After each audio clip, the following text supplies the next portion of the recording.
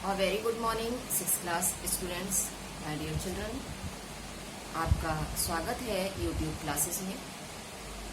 तो बच्चों, जैसे कि आपको सबको पता है कि हमने अपना सिलेबस, जो हमारा यूनिट टेस्ट का सिलेबस है, वो सारा भी हमारा वेकेशन से पहले ही कंप्लीट हो गया था। और हमने आपको कुछ हॉलीडे होमवर्क भी दिया था बच्चों। तो मुझे पूरी उम्मीद है कि आपने सबने अपना हॉलीडे होमवर्क कंप्लीट किया होगा। साथ ही साथ आपने अपने यूनिट टेस्ट की प्रिपरेशन भी कंटिन्यू रखी होगी। तो बच्चों, सबसे पहले तो मैं ये कहना चाहूँगी कि मुझे पूरी उम्मीद है कि आपके परिवार में, आपके रिश्तेदारी में सभी लोग सुरक्षित होंगे, आप भी सुरक्षित होंगे, क्योंकि पिछले दिनों कोरोना से बहुत ज़्यादा इफेक्टिव रहा पूरा हमारा समाज, हमारा देश। तो मुझे पूरी उम्मीद है कि आप सभी लोग सुरक्षित और स्वस्थ होंगे। तो चलिए बच्चों, स्टार्ट करते हैं हम आज न्यू चैप्टर आमोदनी की बुक आप निकाल लीजिए। देखिए, ये हमारी आमोदनी की बुक है, ये आप निकाल लेंगे। और आज हम इसी बुक का न्यू चैप्टर स्टार्ट करेंगे बच्चों। वैसे तो हमारा यूनिट टेस्ट का सिलेबस कंप्लीट हो चुका है और आपने सभी ने प्रिपरेशन भी की होगी ड्यूरिंग द वेकेशन। तो नेक्स्ट वीडियो में मैं आपको एक छोटा सा टेस्ट दूंगी जो आपका यूनिट टेस्ट के सिलेबस से ही होगा। तो तब तक का समय आपको और मिलता है, आप अच्छे से प्रिपरेशन करिए। और इस वीक मैं आपको ये आपकी आमोदनी का एक न्यू चैप्टर करा रही हूँ जो हमारे यूनिट टेस्ट का सिलेबस में नहीं है, ये आगे का सिलेबस है। ठीक है, ध्यान रखिएगा, ये हमारा टेस्ट में नहीं आएगा, ये आगे का सिलेबस है, लेकिन मैं इसको आपको आज करा रही हूँ। आज हम इसकी रीडिंग करेंगे बच्चों। बहुत ही अच्छा चैप्टर है, लेसन नंबर 6, व्यक्ति का पुनर्निर्माण। ये देख लीजिए, व्यक्ति का पुनर्निर्माण। बहुत ही सुंदर अध्याय है ये बच्चों। तो इसमें महात्मा बुद्ध के कुछ तथ्यों के बारे में, नियमों के बारे में, उनके क्या नियम थे जीवन के बारे में, उनके जो उसूल थे, सिद्धांत थे, उनके बारे में बताया गया है कि एक व्यक्ति अपने चरित्र का निर्माण किस तरह से कर सकता है। तो यही सब कुछ इस पार्ट में बताया गया है। बहुत इंटरेस्टिंग चैप्टर है और हमें इम्प्रूव करने का भी बहुत मौका मिलता है अगर हम इस चैप्टर को ध्यान से पढ़ते हैं। ठीक है, तो आइए कि स्वास्थ्य सबसे बड़ा उपहार है, संतोष सबसे बड़ा धन है, वफादारी सबसे बड़ा संबंध है। तो ये हमारा महात्मा बुद्ध द्वारा कहा गया एक कथन है बच्चों कि सबसे बड़ा उपहार, यानी कि ईश्वर का जो हमारे लिए सबसे बड़ा उपहार है वो हमारा स्वास्थ्य है। अगर हमारा स्वास्थ्य सही है तो सब कुछ सही है बच्चों। संतोष सबसे बड़ा धन है, जिसके जीवन में संतुष्टि नहीं है, संतोष नहीं है, वो कभी भी सुखी नहीं रह सकता। तो सुखी रहने का सबसे बड़ा जो मूल एक क्या कहना चाहिए नियम है वो है संतोष। वफादारी सबसे बड़ा संबंध है और वफादारी के द्वारा ही हमारा जो संबंध है दूसरों के प्रति वो प्रगाढ़ बनता है।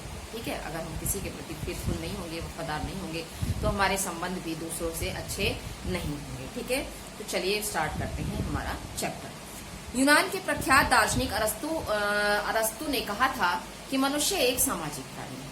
ठीक है, यूनान के एक महान दार्शनिक, फिलोसफर जिसे कहते हैं, एरिस्टोटल के नाम से आप उनको जानते होंगे।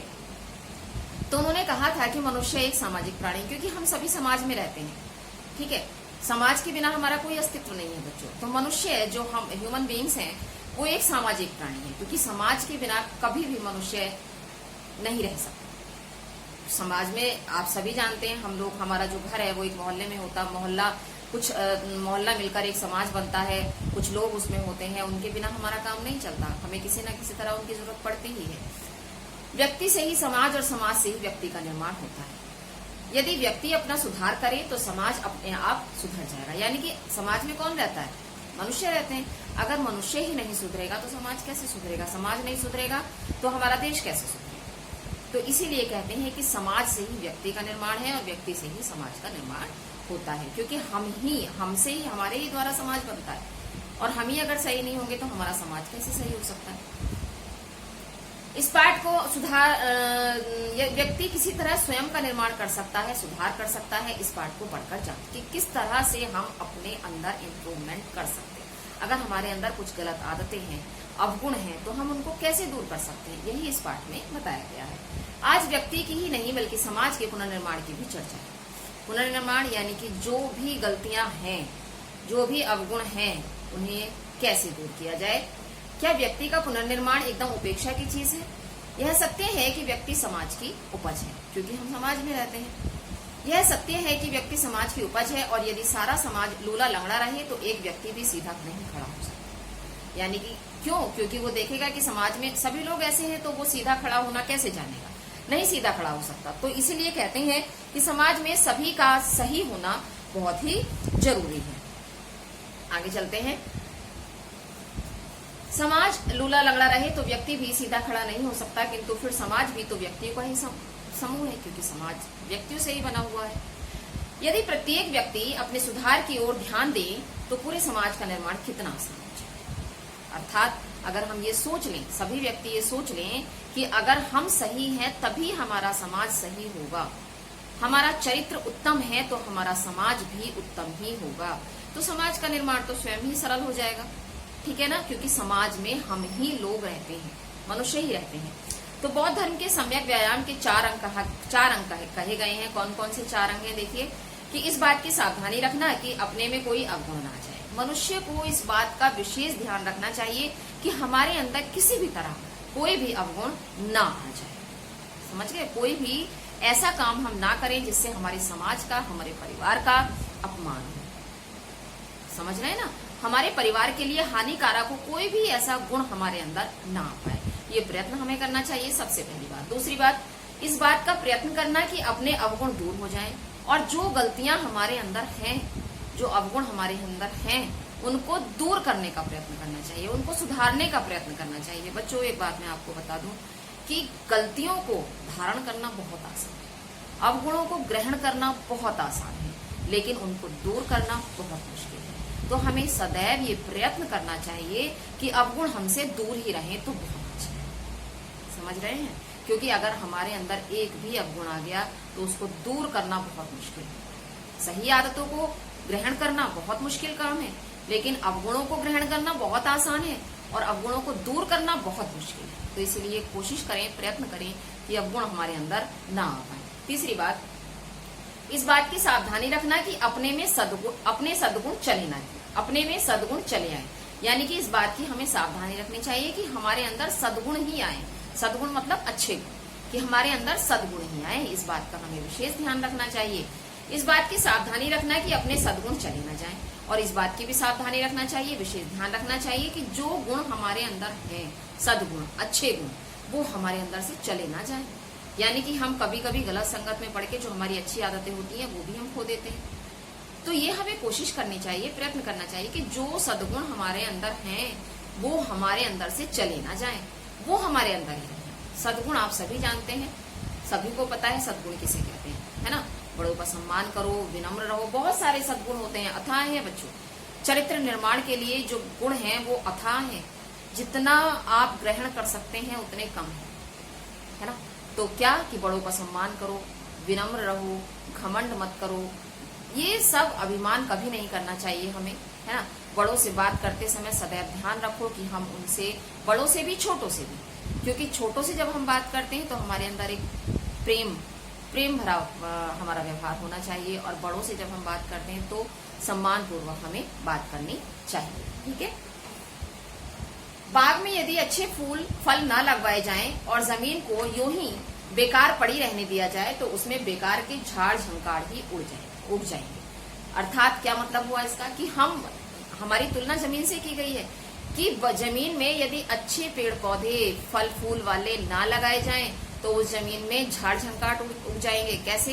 कि हम मनुष्य, मैं हूं, सपोज मैं अगर अपने अंदर अच्छे गुणों का, अर्थात फल फूल से तुलना की गई है अच्छे गुणों की, अपने अंदर अच्छे गुणों को ना लाऊं, ग्रहण ना करूं, अपने अवगुणों को दूर करने का प्रयत्न ना करूं तो क्या होगा? कैसे भी मेरे अंदर तो कैसे भी गुण आते चले जाएंगे, अच्छे बुरे कैसे भी, मैं ध्यान नहीं दूंगी उस चीज पे, है ना? और बुरे अवगुण मीन्स अवगुण भी आएंगे तो मुझे नहीं पता फिर क्या है, क्योंकि मैं तो दिमाग पर जोर ही नहीं डाल रही इस चीज के लिए कि क्या अच्छा है क्या बुरा है। जमीन है वो एक, उसे नहीं पता, हम लगाने वाले कौन है? हम। तो हमें ही अपने चरित्र का निर्माण करना है, उत्तम चरित्र बनाना है, अपने अंदर सद्गुणों को लाना है, अवगुणों को दूर करना है जो हमारे अंदर अवगुण है। ठीक है? अब हम नेक्स्ट पेज पर आते हैं, पेज नंबर 48। यदि अवगुणों को दूर करने और सद्गुणों को लाने का उपाय निरंतर नहीं किया जाएगा तो अवगुण बने ही रहेंगे। अर्थात हम अपने अंदर सद्गुणों को लाने का और अवगुणों को दूर करने का प्रयत्न जारी नहीं रखेंगे तो क्या होगा, हमारे अंदर तो अवगुण ही बने रहेंगे, सद्गुण आएंगे ही नहीं, क्योंकि हम कोशिश ही नहीं करेंगे अच्छे गुणों को ग्रहण करने की। ठीक है, इसलिए यदि इस चतुर्मुखी कार्यक्रम को घटाकर इसके केवल 2 अंगों को दूर करना और सद्गुणों को अपनाना, 2 अंगों कौन से कि अवगुणों को दूर करना और सद्गुणों को अपनाना, अगर हम ये 2 बातें ग्रहण कर लें तो फिर एक मनुष्य का चरित्र बहुत उत्तम हो जाए, हमारे समाज में बहुत अच्छे लोग हो जाएंगे, समझ गए, हमारे समाज का पुनर्निर्माण हो जाएगा, क्योंकि अवगुण तो दूर हो गए और सद्गुण हमारे अंदर आ गए, तो क्या हुआ, हमारे समाज को अच्छे मनुष्य मिले, जिससे हमारे समाज का पुनर्निर्माण होगा। मैं समझता हूँ भगवान बुद्ध का उद्देश्य पूरा हो सकता है, क्योंकि भगवान बुद्ध का ये कहना था कि सद्गुण आए हमारे अंदर, अवगुणों को दूर किया जाए, हमारे अंदर जो सद्गुण है वो चले ना जाए, है ना, अवगुण हमारे अंदर प्रवेश ना करें। तो ये भगवान बुद्ध का जो एक नियम था, सिद्धांत था, वो शायद उद्देश्य था जीवन का, जो उनके जीवन का उद्देश्य था वो पूरा हो जाए। अवगुणों को दूर करना और सद्गुणों को अपनाना, ये दोनों भी क्या अर्थ की दृष्टि से एक नहीं है? मतलब यहाँ प्रश्न किया गया है कि अवगुणों को दूर करना और सद्गुणों को अपनाना, यानी कि अवगुण दूर होंगे तो सद्गुण तो अपने आप ही आ जाएंगे। तो क्या ये एक ही बात है? दोनों को देखें तो हम क्या एक ही दृष्टि से देखें तो एक ही नहीं है ये बात? इसका उत्तर हाँ और नहीं दोनों में देना होगा। हाँ में भी इसका उत्तर होगा और ना में भी हमें इसका उत्तर देना होगा। कैसे? एक आदमी को व्यर्थ बकबक करने की आदत है। सपोज इन्होंने फॉर एग्जाम्पल ये बात बताई है यहाँ कि एक आदमी को व्यर्थ ही बकबक करने की आदत है। यदि वह अपनी आदत को छोड़ता है तो वह अपने व्यर्थ बोलने के अवगुण को छोड़ता है। अर्थात अगर वो इस आदत को छोड़ देता है, जो व्यर्थ बोलता है, निरर्थक बोलता है, तो क्या होगा कि वो अपने इस अवगुण को छोड़ देता है, किंतु साथ ही और अनायास ही वह मितभाषी होने के सद्गुण को अपनाता चला जाता है। मितभाषी यानी कि कम बोलना, मितभाषी कम बोलना, और इस गुण को वो अपनाता चला जाता है। यह तो हुआ हाँ पक्ष का उत्तर। ये तो हमारे हाँ पक्ष का उत्तर हुआ कि वही बात हो गई कि जब हमने अवगुण को छोड़ दिया तो सद्गुण तो अपने अंदर ही आ जाएगा, अपने आप ही आ जाएगा। अब देखिए दूसरा, किंतु एक दूसरे आदमी को सिगरेट पीने की का अभ्यास है, यानी कि आदत है उसे सपोज सिगरेट पीने की। वह सिगरेट पीना छोड़ता है और उसकी बजाय दूध से प्रेम करना सीखता है। तो सिगरेट पीना छोड़ना एक अवगुण को छोड़ना है और दूध से प्रेम जोड़ना एक सद्गुण को अपनाना है। यानी कि एक अवगुण को छोड़कर हम दूसरा सद्गुण अपनाएं। समझ गए? एक अवगुण को तो हमने छोड़ दिया कि सिगरेट पी रहा है, उसको हमने सिगरेट पीना छोड़ दिया, ठीक है। तो सिगरेट पीना अगर हमने छोड़ दिया और दूसरी कोई चीज हम नहीं अपना रहे तो सद्गुण नहीं आ रहा हमारे अंदर कोई, यानी कि उस आदत को, गलत आदत को हमने छोड़ दिया बस, लेकिन नया गुण कोई अंदर हमारे नहीं आया, ठीक है। हाँ ये बात आई कि हमने उस धूम्रपान को छोड़ दिया, ये अच्छी बात है, लेकिन नया गुण भी तो अपनाना है साथ में। तो एक हमने दूसरी आदत ली कि हमने दूध पीना शुरू किया, तो ये हमारे अंदर सद्गुण हुआ, हमारा सद्गुण हुआ। अवगुण को दूर करने और सद्गुण को अपनाने के प्रयत्न में मैं समझता हूँ कि अवगुणों को दूर करने के प्रयत्नों की अपेक्षा सद्गुणों को अपनाने का ही महत्व अधिक है। यानी कि अवगुणों को दूर करने के साथ साथ सद्गुणों को भी अपनाना चाहिए, ठीक है। किसी कमरे में गंदी हवा और स्वच्छ वायु एक साथ नहीं रह सकती, यानी कि किसी भी रूम में साफ हवा, स्वच्छ वायु और गंदी वायु एक साथ नहीं रह सकती। कैसे? देख लीजिए, ये यहाँ समझाया गया है आपको कि कमरे में हवा रहे ही नहीं, यह तो हो ही नहीं सकता। कमरा है तो हवा उसमें एटमॉस्फेयर में जरूर होगी, वायु, ठीक है। गंदी हवा को निकालने का सबसे अच्छा उपाय एक ही है कि सभी दरवाजे और खिड़कियां खोलकर स्वच्छ वायु को अंदर आने देना। यानी कि जो खिड़कियां दरवाजे हैं उस रूम के, हमें क्या करना चाहिए कि उनको सबको खोल देना चाहिए, जिससे क्या होगा कि गंदी हवा तो निकल जाएगी और अच्छी हवा, हमारी साफ वायु जो है हमारी वहां पर आ जाएगी, ठीक है।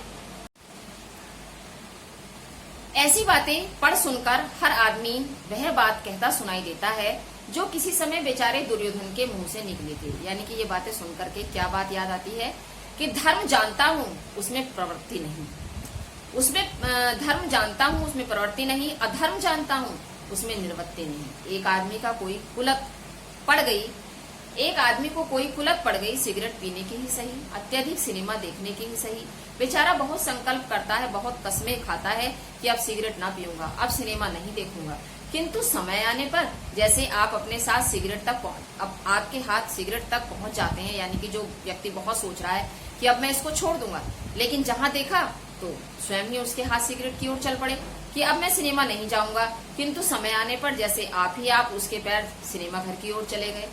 तो ये चीज सब कुछ पता होते हुए भी कि गलत है, समझ गए कि गलत है, लेकिन फिर भी हम उस ओर चले जाते हैं, तो ये किसकी गलती है?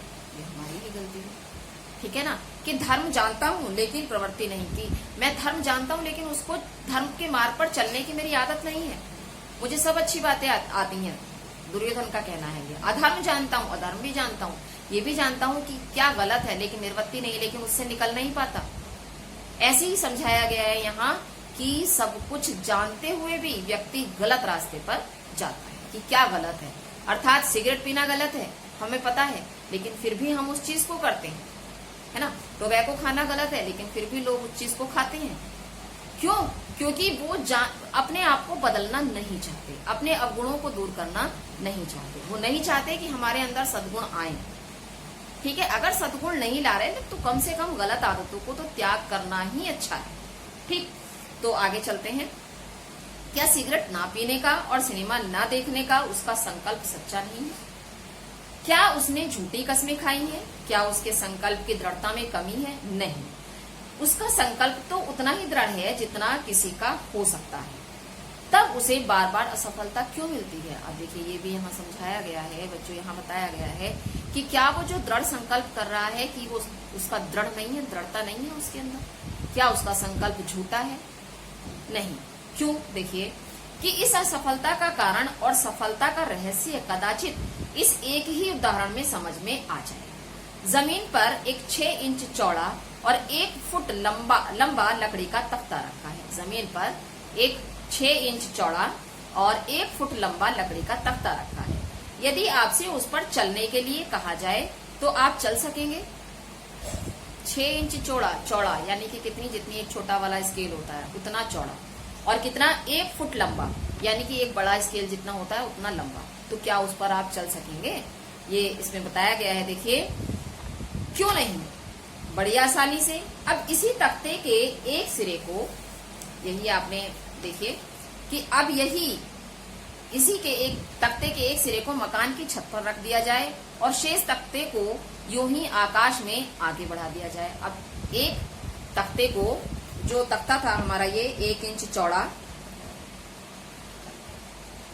6 इंच चौड़ा और 1 फुट लंबा, तो इसी को एक तख्ते की एक कोना एक छत पर टिका दिया जाए, दूसरा ऐसे ही हवा में छोड़ दिया जाए, वो किसी चीज पर नहीं टिका है, ठीक है। तो क्या आप उस पर चलने की कोशिश करेंगे?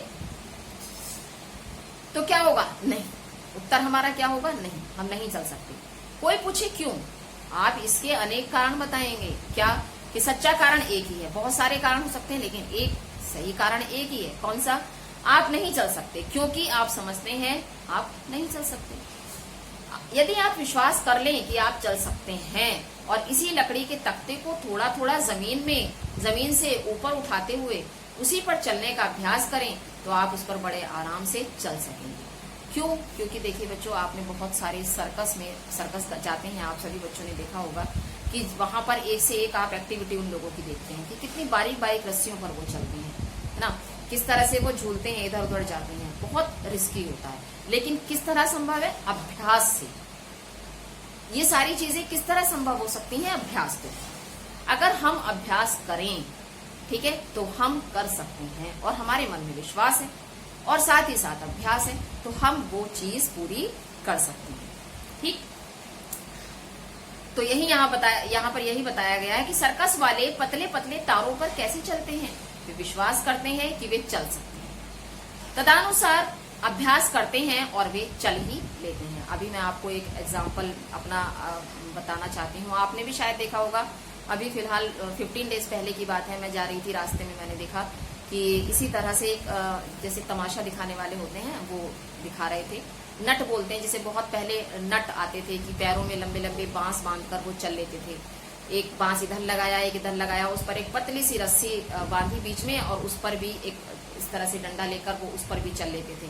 ठीक है, तो किस तरह से अभ्यास है, तो मैंने देखा भी 15 दिन की बात थी कि एक मतलब डंडा बांस जो है वो इधर लगा हुआ था, एक इधर लगा हुआ था, बीच में रस्सी बंधी हुई थी, और रस्सी पर बच्चों जो एक साइकिल का जिस पर टायर चढ़ा होता है, उसके अंदर एक रिम होता है लोहे का, सिल्वर कलर का एक रिम होता है उसके अंदर। ठीक है, तो वो भी सर्कल्ड होता है, पूरा गोल होता है, तो वो उस पर रस्सी पर उस रिम के माध्यम से चल रही थी। ठीक है, उस पर वो पैरों से पकड़ा हुआ था उसने दोनों ओर से, और उस पर वो चल रही थी रस्सी पर। ठीक, तो किस तरह से अभ्यास के द्वारा। तो मुझे देखकर बड़ा आश्चर्य हुआ कि देखिए कितना अभ्यास ये लोग, और कितनी छोटी उम्र से इस चीज का अभ्यास ये लोग कराते हैं, और कितना रिस्की भी है ये, लेकिन फिर भी वो चल रही थी, कर रही थी सिर्फ अभ्यास के द्वारा। यदि आप किसी अवगुण को दूर करना चाहते हैं तो उससे दूर रहने के दृढ़ संकल्प, यदि आप किसी अवगुण को दूर करना चाहते हैं तो आप उससे दूर रहने के दृढ़ संकल्प करना छोड़ दें। यानी कि अगर किसी चीज को छोड़ना चाहते हैं, दूर रहना चाहते हैं उससे, तो आप दृढ़ संकल्प छोड़ दीजिए कि हमें ये चीज छोड़नी है। क्योंकि जब आप उससे दूर रहने की कस्में खाते हैं, तब भी आप उसी का चिंतन करते हैं कि अब नहीं, अब मैं ये नहीं करूंगा, लेकिन बार बार आपके माइंड में यही, अरे मैंने तो ये निश्चय किया था कि मैं इसको नहीं देखूंगा, नहीं छूऊंगा, नहीं टच करूंगा, नहीं खाऊंगा। तो ये चीज है, चोरी ना करने का संकल्प भी चोरी का ही संकल्प है, पक्ष में ना सही, विपक्ष में ही सही है। तो चोरी के ही बारे में, चोरी ना करने की इच्छा रखने वालों को चोरी के संबंध में कोई संकल्प विकल्प नहीं करना चाहिए। बस क्या, उन्हें प्रयत्न करना चाहिए कि हमें इसको नहीं करना। ठीक है, नहीं, हमें अपने आप को विश्वास दिलाना होगा कि अब हमें ये काम नहीं करना है। दृढ़ संकल्प करके भी लोग छूटे हो जाते हैं, नहीं करना चाहते उसको पूरा। तो हमें ये विश्वास दिलाना है अपने आप को कि अब हमें ये काम नहीं करना है। आप यदि अपने संकल्प विकल्पों द्वारा अवगुणों को बलवान ना बनाएं तो हमारे अवगुण अपनी मौत ही मर जाएंगे। आपकी प्रवृत्ति चंचल है, आप अपने गंभीर स्वभाव की भावना करें। यथावकाश अपने मन में गंभीर स्वरूप का चित्र देखें, अचिर काल में ही आपकी प्रवृत्ति बदल जाएगी। यानी कि सपोज आपका जो स्वभाव है वो चंचल है, आपकी प्रवृत्ति चंचल है, तो आप अपने मन में ये सोचें कि नहीं, मेरा स्वभाव चंचल नहीं है, मैं तो बहुत गंभीर स्वभाव का हूं। ठीक है, तो आपकी प्रवृत्ति अपने आप बदल जाएगी। अचिर काल यानी कि बहुत ही कम समय में आपकी प्रवृत्ति खुद बदल जाएगी। यदि आपकी प्रकृति अस्वस्थ है तो आप अपने ही स्वस्थ स्वरूप की भावना करें, और यथावकाश अपने मन में अपने स्वस्थ स्वरूप का चित्र देखें, अचिर काल में प्रवृत्ति बदल जाएगी। यानी कि वही बहुत एक कॉमन सी बात है बच्चों कि जहां चाह वहां रहे, कि अगर हम किसी चीज की चाह रखते हैं तो वो हमें मिल जाती है। मन के हारे हार है, मन के जीते जीत। व्यक्ति चाहे जितना भी बीमार हो, अगर उसने मन से हार मान ली कि नहीं अब मैं नहीं जी सकता। ठीक है, कुछ लोग बहुत समय से पहले, अरे अब हम बूढ़े हो गए, अब हम ये काम नहीं कर सकते, तो निश्चित रूप से आप वो काम नहीं कर सकते, क्योंकि आप मन से हार चुके हैं। आपने अपनी प्रवृत्ति बना ली है कि अब हम बूढ़े हो चुके हैं, तो आप जो काम कर सकते थे वो भी नहीं कर पाए, समय से पहले आप बूढ़े हो चुके। सोच जब तक नहीं बदलेगी तब तक कुछ नहीं हो सकता।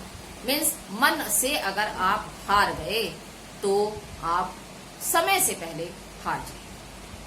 आप उस चीज के लिए प्रयत्न ही नहीं करेंगे, कोशिश ही नहीं करेंगे, अरे नहीं मुझसे ये काम नहीं होगा, मैं क्यों करूं इस काम को, मेरे बस का नहीं है ये काम। अरे प्रयत्न तो करिए, कोशिश तो करिए, नहीं होगा देखा जाएगा, बार बार प्रयत्न करिए, है ना। कोशिश करने वालों की कभी हार नहीं होती। ठीक है, वो आपने पढ़ी है पोयम, और नहीं पढ़ी होगी तो अभी शायद आपके सिलेबस में होगी आगे। ठीक है, लहरों से डरकर नौका कभी पार नहीं होती, कोशिश करने वालों की कभी हार नहीं होती। अगर हम पहले ही हार मान जाएं तो हम नहीं जीत सकते। ठीक, आगे चलिए। संसार में प्रत्येक कार्य अनेक कारणों से होता है। प्रत्येक कार्य, हर कार्य के बहुत सारे कारण होते हैं। यदि दूसरे कारण एकदम प्रतिकूल हो तो अकेली भावना क्या करेगी। कोई तरुण अपने शरीर को बलवान बनाना चाहता है, खाने पीने के साधारण नियमों का ख्याल नहीं करता है, स्वच्छ वायु में नहीं सोता, व्यायाम नहीं करता, केवल भावना के ही बल पर बलवान होना चाहता है, तो यह असंभव है। यानी कि केवल हम भावनाएं तो बना लें बहुत बड़ी बड़ी, बहुत बड़े बड़े हम बातें करें, लेकिन करने के नाम से हम डबल जीरो। हम करेंगे कुछ नहीं, केवल विचार हम बताएंगे बहुत बड़े बड़े, अरे ऐसा करना चाहिए वैसा करना चाहिए, और करें कुछ भी नहीं। तो ये भी गलत है, क्योंकि जब तक करेंगे नहीं तब तक कैसे होगा, असंभव। तो प्रवृत्ति बदलनी बहुत ही मुश्किल है जब तक हम नहीं करेंगे, है ना। कि बातों के हमने पुल बांध दिए और करने के नाम से नहीं जी, हम कुछ नहीं कर सकते। तो इस तरह से भी वो प्रवृत्ति हमारी बदलना असंभव ही है। भावनाओं को, भावना से काम नहीं चलता, करने से काम चलता है। जो बलवान बनने की सच्ची भावना करेगा वह अपने खाने पीने, स्वच्छ वायु और व्यायाम की चिंता भी करेगा। अर्थात वही कि अगर हमें स्वस्थ रहना है, बलवान यानी कि बल हमारे अंदर होना है, शक्ति होनी है, हमें स्वस्थ रहना है, तो वो स्वच्छ वायु भी लेना पसंद करेगा, व्यायाम भी करना पसंद करेगा, ठीक है, और अपने खाने पीने का भी ध्यान रखेगा। और जब हम ये सोच लें कि अरे नहीं, हम सबको एक दिन तो सबको ही मरना है, यही सोच के हम बस खाली क्या कि चल रहा है काम अपना, खा रहे हैं, पी रहे हैं, जैसा इच्छा हो रहा है, चाहे वो स्पाइसी हो या हमें हमारी सेहत के लिए नुकसानदायक हो, सब चल रहा है, कोई बात नहीं, अभी स्वाद है, बहुत अच्छी बात है, स्वाद आ रहा है, स्वाद के आगे सब बेकार है, लेकिन हमारे शरीर के लिए, हमारे लिए क्या हार्मफुल है वो भी हमें देखना है। स्वच्छ वायु हमें लेनी है। हम ये नहीं कि हम एसी में ही लेटे हुए हैं, आराम से एसी चल रहा है हम लेटे हुए हैं, हमें बाहर की वायु, स्वच्छ वायु, जो प्राकृतिक वातावरण है उसमें भी हमें समय गुजारना है, ठीक है। व्यायाम का भी हमें ध्यान रखना है। तो स्वस्थ रहने के ये कुछ नियम है जिनका हमें ध्यान रखना पड़ेगा, अन्यथा हम स्वस्थ नहीं रह सकते। इन अर्थों में भावना को यथार्थ, स्वार्थ और साधिकार कहा जा सकता है। सभी भावनाओं में श्रेष्ठ भावना एक ही है, जिसे जैन, हिंदू सभी ने अपने अपने धर्म ग्रंथों में स्थान दिया। यानी कि सभी धर्म ग्रंथों में ये बात जो है वो कही गई है, क्या कि सभी के प्रति मैत्री, गुणियों के प्रति श्रद्धा, दुखियों के प्रति दया, दुष्टों के प्रति उपेक्षा। ये बातें हमें अपने चरित्र में उतारनी है। कौन कौन सी? कि सभी के प्रति मैत्री यानी कि सभी से मित्रता पूर्वक व्यवहार, गुणियों के प्रति श्रद्धा, अगर किसी के अंदर गुण हैं तो उन गुणों का हमें सम्मान करना चाहिए, ठीक है, उसका हमें निश्चित रूप से हमें उसे सम्मान देना चाहिए। दुखियों के प्रति दया, जो भी दुखी है उसके प्रति हमारे मन में दया होनी चाहिए। दुष्टों के प्रति उपेक्षा, दुष्टों के प्रति उपेक्षा यानी कि जो लोग दुष्ट हैं उनसे उपेक्षा रखनी चाहिए, यानी कि हमें उनसे कोई इच्छा नहीं रखनी चाहिए, ठीक है। सचमुच इससे बढ़कर ब्रह्म विचार की कल्पना नहीं की जा सकती। तो ये विचार जो है एक उत्तम चरित्र के लिए बहुत ही जरूरी है, और सचमुच इससे बढ़कर ब्रह्म विचार की, यानी कि इससे अच्छे विचार हो ही नहीं सकते। तो भदंत आनंद कौशल्यायन, क्या ये लिखा हुआ, भदंत आनंद कौशल्यायन का लिखा हुआ ये चैप्टर है बहुत ही अच्छा, जिसमें बौद्ध धर्म के गौतम बुद्ध के कुछ विचारों पर हमने पढ़ा बच्चों। और मैं समझती हूँ इस पाठ से हमें बहुत अच्छी शिक्षा मिलती है। हमें ध्यान रखना चाहिए कि ये कुछ नियम हैं, कुछ जीवन के लिए हमारे गुण ऐसे हैं जो हमें अपने जीवन में उतारने चाहिए, और अच्छे चरित्र के लिए हमें इन गुणों को अपने जीवन में अवश्य धारण करना चाहिए। तो इसी के साथ बच्चों ये चैप्टर अब समाप्त होता है, और नेक्स्ट वीडियो में हम इसके क्वेश्चन आंसर्स और एक्सरसाइज करेंगे। तब तक के लिए थैंक यू।